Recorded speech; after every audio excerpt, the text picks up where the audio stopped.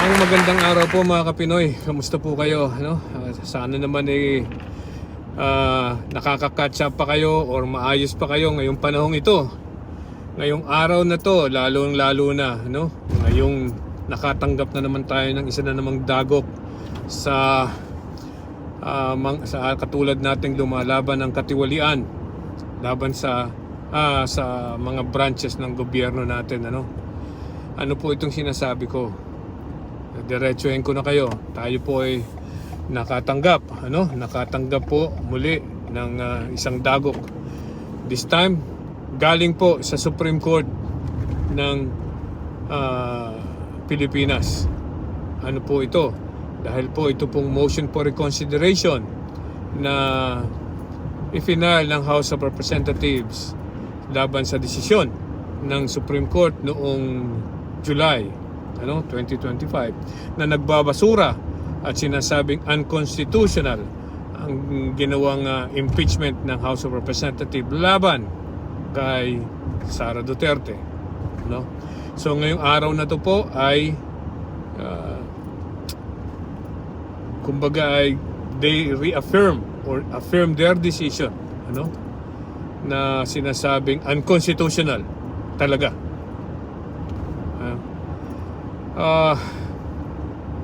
At doon po sa sinasabing desisyon na yan, ito pong Supreme Court ay naglabas ng guidelines kung paano dapat gawin ang impeachment. Atin pong isa lang alang, ewan ko po, ito na po ang huling, kumbaga ito na ang ating inaasahang tagapagtanggol ng ating batas, lalo na po ng ating konstitusyon. Pero mukha pong talagang nagkaroon ng overreach itong Supreme Court sa desisyon na to.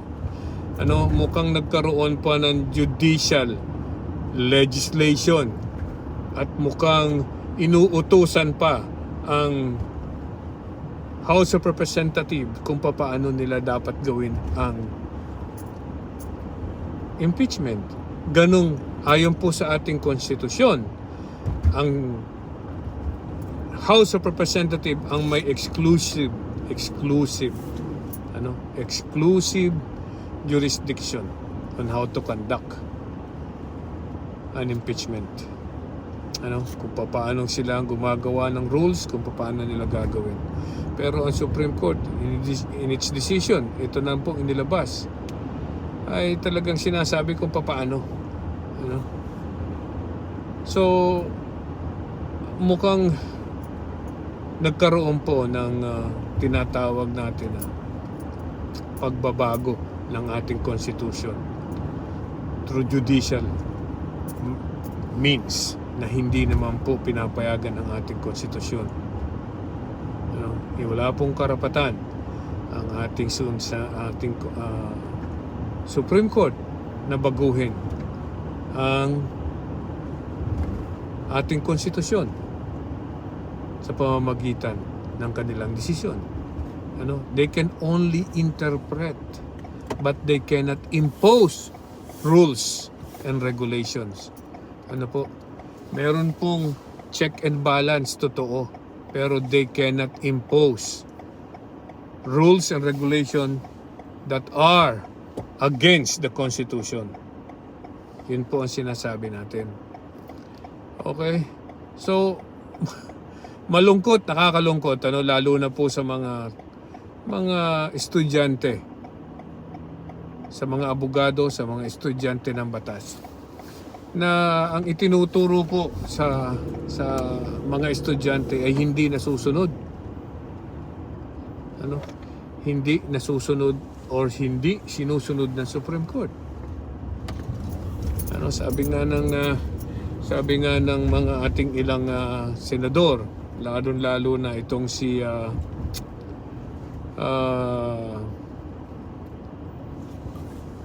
Tito Soto, if I am allowed to quote, meron pong quotation na sinasabi, ito, babasahin ko na lang,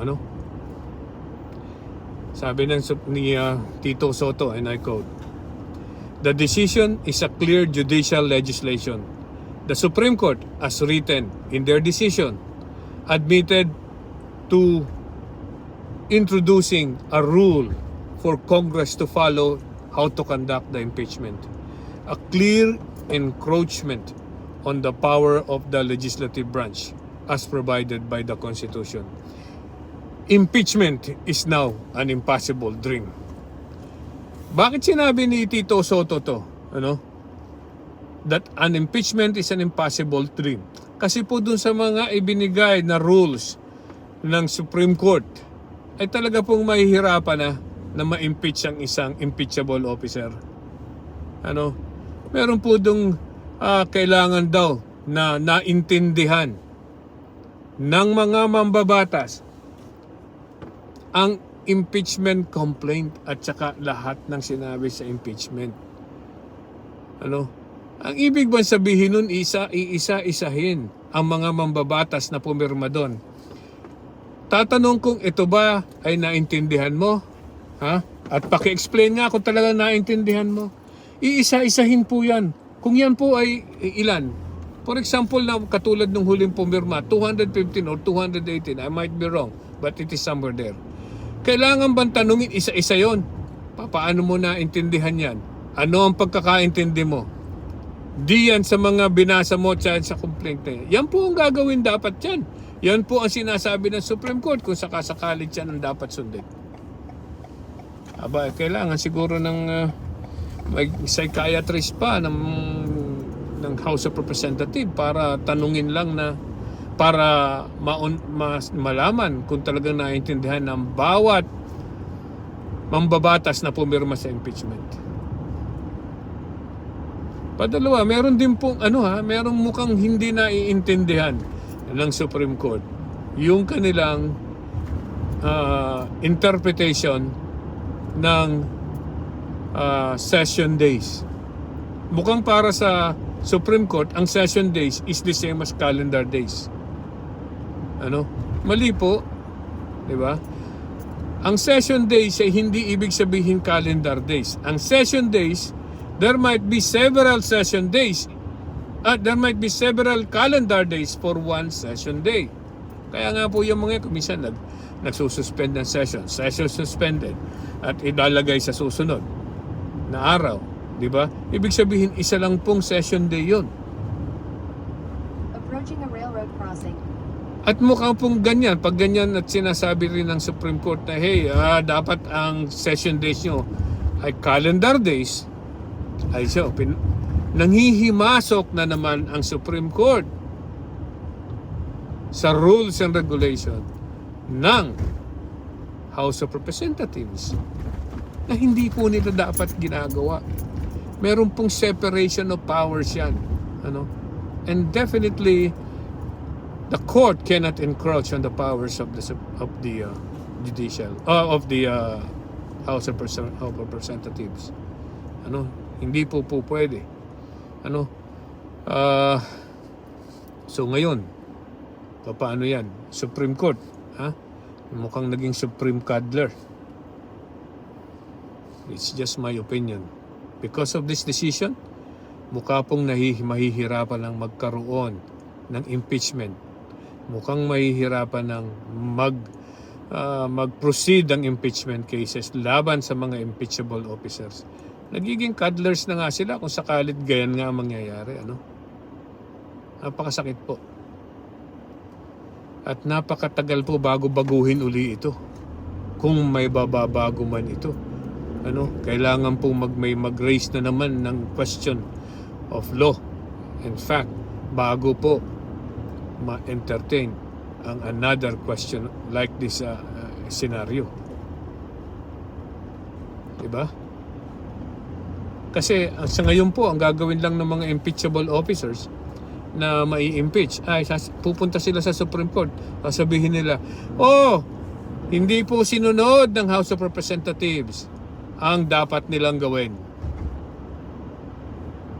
Diba? Yun lang ang gagawin nun. So, i-encroach na naman nila. Sasabihin ng Supreme Court, hindi na naman natuloy, hindi naman sinunod ang sinasabi namin. Yang mga bagay na yan ang dapat nating iwasan. Kaya nga po meron tayong impeachment. Ano? Para madaling ma-impeach ang mga tao, ang mga impeachable officers na lumalabag sa batas natin, sa umaabuso sa batas natin. Pero alam nyo, mukhang I'm just thinking aloud right now. Mukhang ito'y pag-iingat din ng Supreme Court para sa kanila, ano? Dahil ang Supreme Court justices are impeachable officers too, no?